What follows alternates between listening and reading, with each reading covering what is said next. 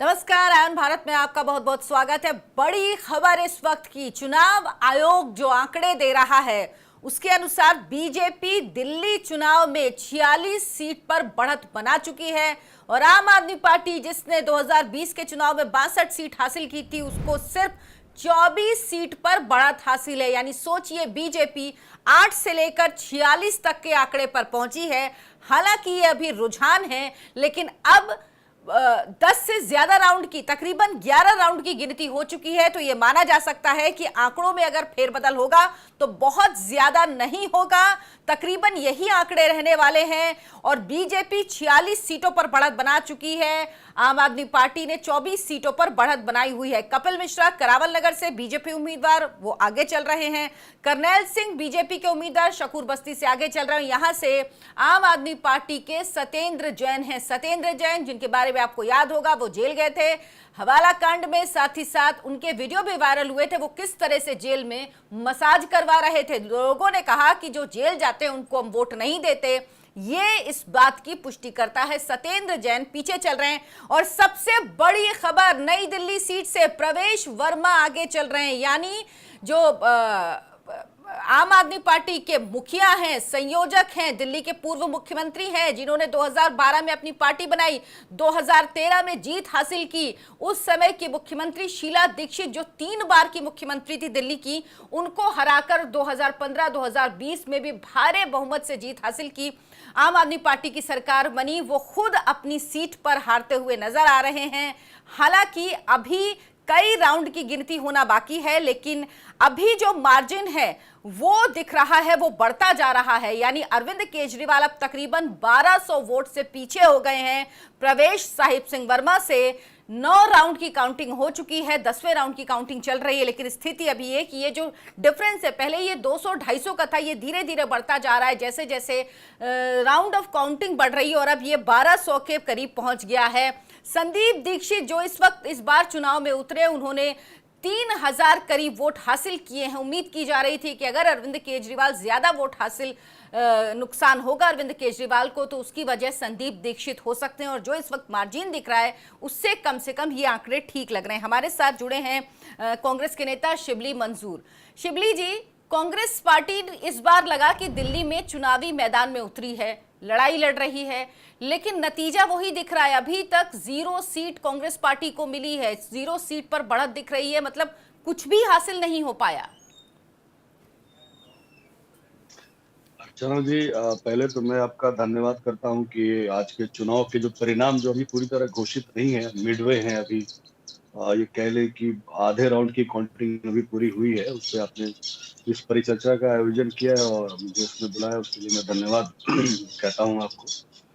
और जैसा कि मैंने पहले भी आपकी टीम को बताया था कि पिछले 2-3 हफ्ते के लगातार चुनाव अभियान के कारण गला खराब हो रहा है, तबीयत ठीक नहीं, लेकिन फिर भी मैं जुड़ा हूँ आपके साथ कि अपनी बात रख सकूं।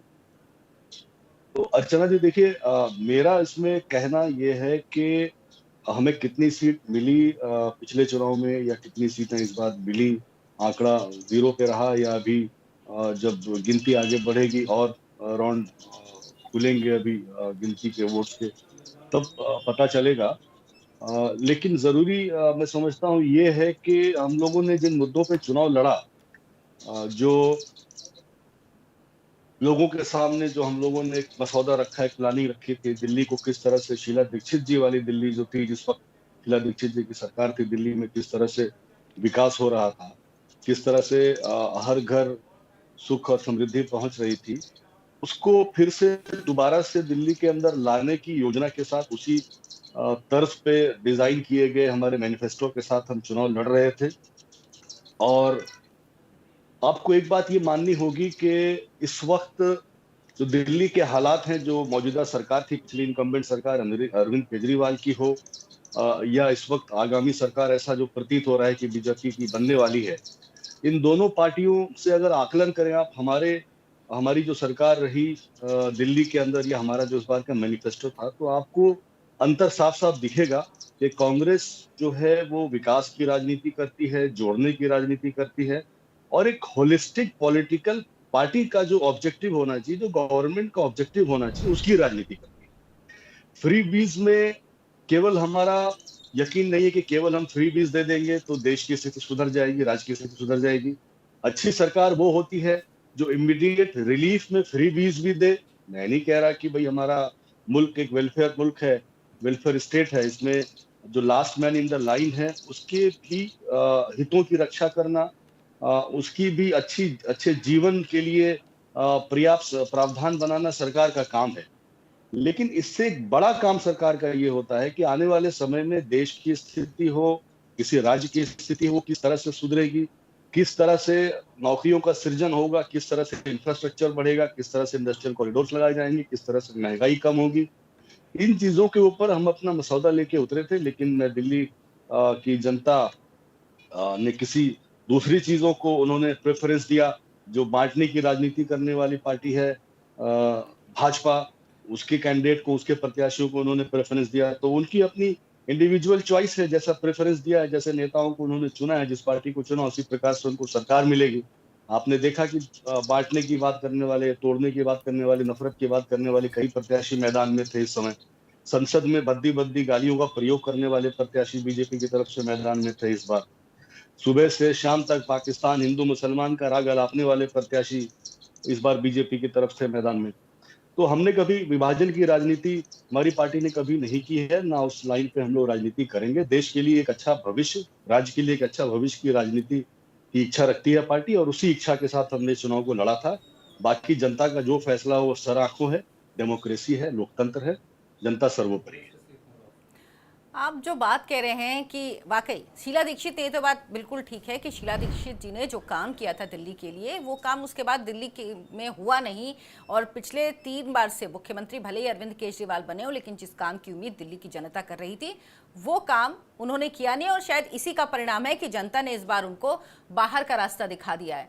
लेकिन ऐसा नहीं लगता आप लोगों को कि आप शुरू में कंफ्यूज रहे, कांग्रेस पार्टी कंफ्यूज रही, वो समझ नहीं पाई कि खुलकर अरविंद केजरीवाल के खिलाफ लड़ाई लड़नी है, खुलकर मैदान में आना है, या अरविंद केजरीवाल पर डायरेक्ट अटैक नहीं करना। और शायद ये कंफ्यूजन ही रहा कि जनता को मैसेजिंग नहीं हो पाई। एक समय लग रहा था कि कांग्रेस पार्टी फाइट में है, लेकिन उसके बाद फिर एकदम कांग्रेस पार्टी किनारे नजर आने लगी, और वही अभी तक जो रुझान है उनमें भी दिख रहा है। ये कंफ्यूजन वजह रही क्या इन आंकड़ों की? देखिए, एक बात ये आपको समझना पड़ेगा कि जो आम आदमी पार्टी ने जो वोट लिए पिछले 2 चुनावों में, 3 चुनावों में, वो वोट बैंक कहीं न कहीं कांग्रेस का वोट बैंक था। और कांग्रेस के खिलाफ एक दुष्प्रचार करके जो उन्होंने भ्रष्टाचार के आरोप लगाए थे उस समय की मौजूदा केंद्र की सरकार के ऊपर, या दिल्ली की सरकार के ऊपर, शीला दीक्षित की सरकार थी उस समय, उन आरोपों के माध्यम से, उन आरोपों को लगा करके पूरे देश में एक आंदोलन खड़ा करके अरविंद केजरीवाल दिल्ली की सत्ता पे आए थे। और एक ऐसा मैसेज उन्होंने देश को देने की कोशिश की थी कि पूरे देश में भ्रष्टाचार वो खत्म करने की नियत से आए हैं और एक बहुत साफ राजनीति करेंगे। ऐसे नेता और उनकी पूरी टीम जो उनके साथी थे, जो हर वक्त कंधे से कंधा मिला के चल रहे थे, वो एक एक करके सब जेल में रहे और जेल के अंदर रहे, जेल की सलाखों के पीछे रहे। वही भ्रष्टाचार के आरोप है, ये दुखद है। जनता ने जो अपेक्षाएं की थी आम आदमी पार्टी से, जिस तरह से राइज हुआ था आम आदमी पार्टी का, उस एजेंडा को कहीं ना कहीं ये पूरा करने में विफल रहे। और जब उस एजेंडा में विफल रहे तो फ्री बीज का रास्ता लिया है इन्होंने, कि जनता को आज की जो उनकी तकलीफें हैं उस तकलीफों से उनको मुक्ति दिला दो, इसके एवज में, इसके बदले में इनके भविष्य का सौदा कर लो। आप देख लें, अरविंद केजरीवाल की पिछली 2 सरकारों में या 2.5 सरकारों में इंफ्रास्ट्रक्चर पे क्या काम हुआ है, रोजगार सृजन पे क्या काम हुआ है। 2-3 स्कूलों को अगर छोड़ दें तो उसके अलावा बड़े स्तर पे शिक्षा में कोई बहुत बड़ा बदलाव नहीं आया है। 22 बड़े अस्पताल का प्रोजेक्ट जो शीला दीक्षित जी की सरकार में स्टेट गवर्नमेंट द्वारा पास कर दिया गया था, उन फाइल को बंद करके ताक पे रख दिया गया और छोटे छोटे इनएफिशिएंट, इनइफेक्टिव मोहल्ला क्लिनिक बनाए गए। मोहल्ला क्लिनिक था या पोस्टर क्लिनिक था मुझे नहीं पता, क्योंकि उसमें अंदर कुर्सी टेबल और इक्विपमेंट से ज्यादा बड़े बड़े पोस्टर दिखते थे अरविंद केजरीवाल के और उनके मंत्रियों के। तो ये एक एजेंडा ऐसा लेके चले जिसमें लॉन्ग टर्म जो सरकार का ऑब्जेक्टिव होता है उसमें कहीं ना कहीं ये फेल हुए। अब बारी थी कि जब जनता की आकांक्षाओं पे कोई पार्टी फेल हो रही है और कांग्रेस ने जब उन आकांक्षाओं को पूरा किया हो अपने पिछली सरकारों में, तो हम उसी एजेंडा के साथ, उसी मैनिफेस्टो के साथ लोगों के बीच में गए थे। धुआंधार प्रचार भी किया। मैं स्वयं 2-3 हफ्ते लगातार क्षेत्र में रहा, लोगों के बीच में जनसंपर्क में रहा, लोगों को कन्विंस किया और एक अच्छा माहौल बनता हुआ दिख रहा था। लेकिन अब वोट देने वक्त क्या क्या फैक्टर्स लोगों के, वोटर्स के ज़हन में आए, उन्होंने किस चीज़ को प्राथमिकता दी, और उनकी प्राथमिकता में शायद इस समय एक लॉन्ग टर्म डेवलपमेंट का एजेंडा नहीं था, एम्प्लॉयमेंट का एजेंडा नहीं था। ये अभी एक बार रिजल्ट और आ जाए, भी 2-3 घंटे 4 घंटे में क्लैरिटी आ जाएगी, फिर उसके बाद एक चर्चा करें तो बेहतर होगा। लेकिन ये आप मान लें कि इस बार हमारा वोट परसेंटेज पिछले बार के चुनाव से काफ़ी बढ़ा है, और ये लगातार बढ़ रहा है। पिछली बार कई हमारे जो लीडर्स थे, जो चुनाव लड़ रहे थे, वो काफ़ी कम वोट्स पे सिमट गए थे, लेकिन इस बार आप देखेंगे तो अच्छे वोट्स मिले हैं लोगों को, वोट शेयर हमारा बढ़ा है, और आगे इसी तरह से जनता की लड़ाई हम लोग लड़ते रहेंगे। अब जनता कब हमें आशीर्वाद देगी, ये जनता के ऊपर छोड़ते हैं, जनता का फैसला सर्वोपरि है। मंजूर साहब, जनता जो फैसला देती है उसका सम्मान सभी करते हैं, और उस पर सवाल उठाने का अधिकार कि क्या जनता ने डेवलपमेंट में वोट नहीं दिया, क्या जनता ने रोजगार पर वोट नहीं दिया, जनता की समझ पर सवाल उठाना होता है। आपने जैसे कहा कि बिल्कुल सही बात है कि कांग्रेस का जो वोट बैंक था, उसी वोट बैंक को लेकर आम आदमी पार्टी आगे बढ़ी। दिल्ली में कांग्रेस पार्टी पिछले चुनाव में 4% मत पर पहुंच गई और सारा वोट गया किसको? आम आदमी पार्टी को गया। उसके बावजूद भी जब आप इंडिया अलायंस में साथ में आ जाते हैं, उसके बावजूद जब आप दिल्ली में लोकसभा चुनाव में साथ में चुनाव लड़ते हैं, 4 सीट आम आदमी पार्टी, 3 कांग्रेस, और साथ में वोट मांगते हैं, उसके बाद 8 महीने बाद अगर कहने लगे कि राहुल गांधी, कांग्रेस पार्टी कोई काम नहीं कर रही है, या आप कहने लगते हैं, कांग्रेस पार्टी कहती है कि अरविंद केजरीवाल ने यमुना साफ नहीं की, अरविंद केजरीवाल ने दिल्ली में सड़कें नहीं बनाई, तो लोगों के मन में भी सवाल उठता है कि भाई 8 महीने पहले अगर सब ठीक था, आप साथ में आकर वोट मांग रहे थे, तो 8 महीने में ऐसा क्या हो गया कि आप उनके बारे में आप कह रहे हैं कि नहीं, अब वो साथ रहने लायक नहीं है, अब आप ये मान लीजिए क्योंकि हम कह रहे हैं, क्योंकि हम आपको बता रहे हैं कि अब ये ठीक नहीं है, अब ये भ्रष्टाचारी भी है, इन्होंने शीश महल बनाया अपने लिए, इन्होंने शराब घोटाला भी किया, तो क्या 8 महीने पहले भी तो ये सारे आरोप थे, तब क्यों साथ आए? जनता के मन में ये भी सवाल उठते हैं सर। अर्चना जी, एक बात इसमें समझने वाली ये है कि राजनीति की गुण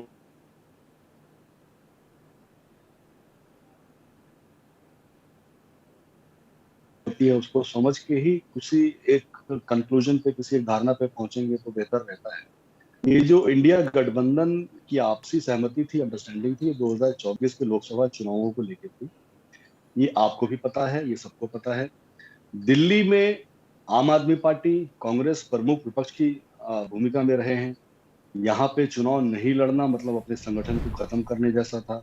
दूसरा, हमें ऐसा प्रतीत हुआ कि आम आदमी पार्टी की जो दिल्ली की सरकार रही है पिछली, उसने जनता की आकांक्षाओं के साथ पूरा इंसाफ नहीं किया, न्याय नहीं किया। तो जनता की लड़ाई लड़ने के लिए हमें मैदान में आना था, सड़कों पे आना था, तो हम चुनाव पूरी ताकत के साथ लड़े।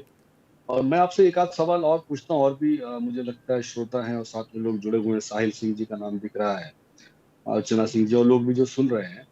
मैं अपनी बात फिर से दोहराते हुए ये आपसे सवाल पूछता हूं कि आप मुझे ये बताइए कि आप लॉन्ग टर्म डेवलपमेंट, अपने बच्चों के अच्छे भविष्य, अच्छी एजुकेशन, अच्छा हेल्थ केयर, अच्छा इंफ्रा, अच्छा एम्प्लॉयमेंट, अच्छी फॉरेन पॉलिसी, कम इन्फ्लेशन को तरजीह देते हैं, या शॉर्ट टर्म स्मॉल गेन को तरजीह देते हैं? उस पैमाने पे आप नाप लीजिए, आंक लीजिए कि हमारी पिछली सरकारों ने और इस बार के हमारे मैनिफेस्टो में क्या था, क्या उस पर लॉन्ग टर्म प्लानिंग थी, क्या लोगों के भविष्य को बेहतर बनाने के लिए उसमें मसौदा था? आप खुद तय कीजिए।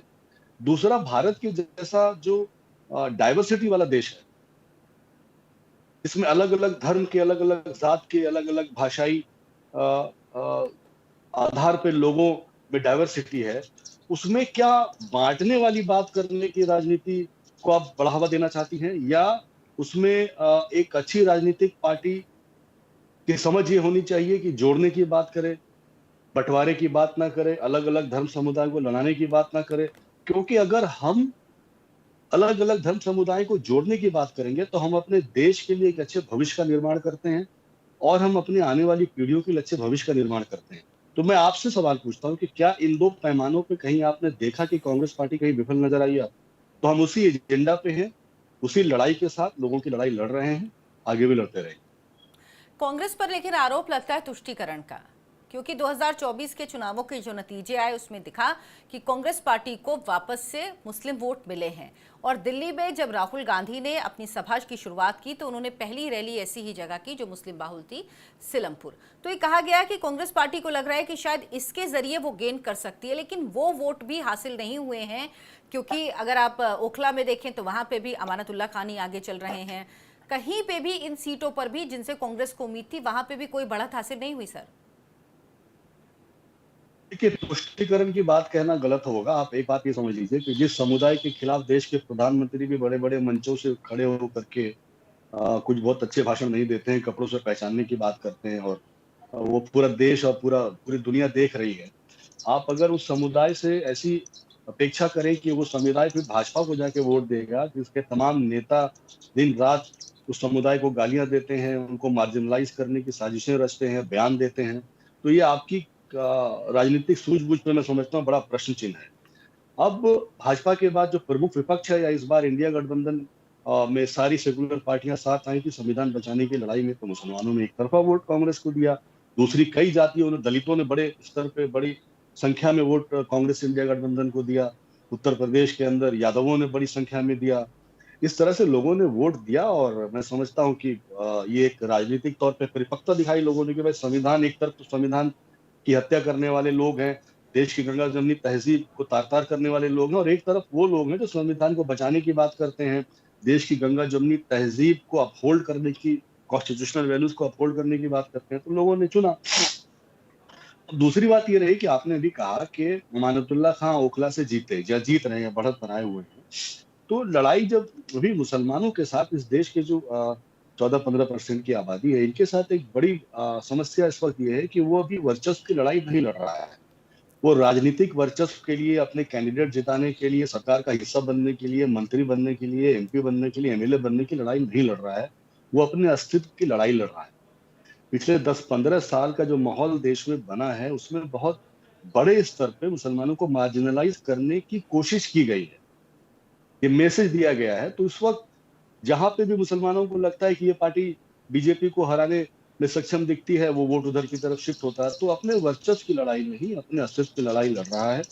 तो इनको बार बार हाशिए पे टांग के इस कम्युनिटी को बात करना कोई अच्छी बात नहीं है। मैं समझता हूँ जितने सेकुलर फोर्सेज हैं देश के अंदर, जो समझदार लोग हैं, पढ़े लिखे लोग हैं, जो देश का लॉन्ग टर्म में भला चाहते हैं, उन सबको इस समुदाय के साथ खड़ा होकर इनके साथ अपनी संवेदनाएं दिखानी चाहिए कि हम आपके साथ हैं, आप निश्चित रहें, और आप भी राजनीतिक प्रक्रिया में राजनीति की तरह हिस्सा लें। अपने अस्तित्व को बचाने के लिए हर बार इस तरह से वोटिंग पैटर्न्स अपने चेंज ना। शिबली मंजूर जी, आप जो बात कह रहे हैं, जो बात कांग्रेस कहने की कोशिश करती है, लेकिन वो बात लोगों तक क्यों नहीं पहुंचती? कोई भी चुनाव हो, महाराष्ट्र का चुनाव देखिए, हरियाणा का चुनाव देखिए, आप दिल्ली का चुनाव देखिए। दिल्ली में तो कांग्रेस पार्टी सर्वाइव ही नहीं कर पा रही है। आप कह रहे हैं वोट प्रतिशत बढ़ाए, लेकिन वो बाद में पता चलेगा। लेकिन सीटों पे तो कम से कम बिल्कुल तब्दील नहीं हुआ है, क्योंकि अगर ऐसा सभी मान रहे थे, कम से कम मुझे भी लग रहा था कि 8 से 10% वोट इस बार कांग्रेस पार्टी कम से कम हासिल करेगी।